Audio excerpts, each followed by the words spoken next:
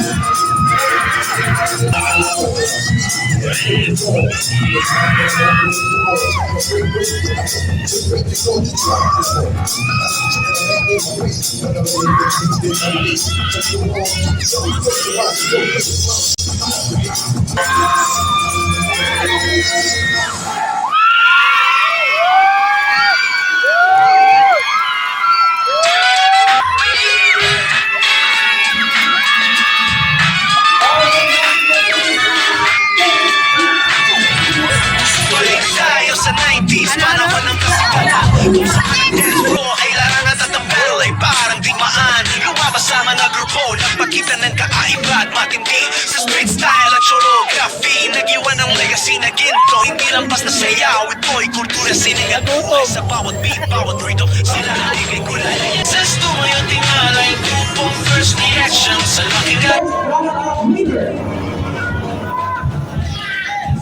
Ito point 9 ang nilama. Sila ay nakakuha ng local average score ng 93.5%. Congratulations! Kayo ang first runner-up sa Mayaw Sumamuso Group Dance Contest Group First Reaction!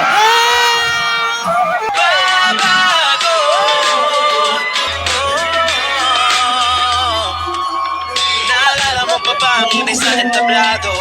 Ang sigawan ng tao, ang energy na umaabot sa dulo. Lockin', poppin', breakin', I still the original and clean. Walang katulad, walang kopya sa dance game. Sila ang queen at king, tunay na champions. Nagbigay inspirasyon sa marami. Ang kanilang passion at dedication hanggang ngayon di mapapawi. Legendary dancers, tumayo, tingnan na line. Bye-bye! First!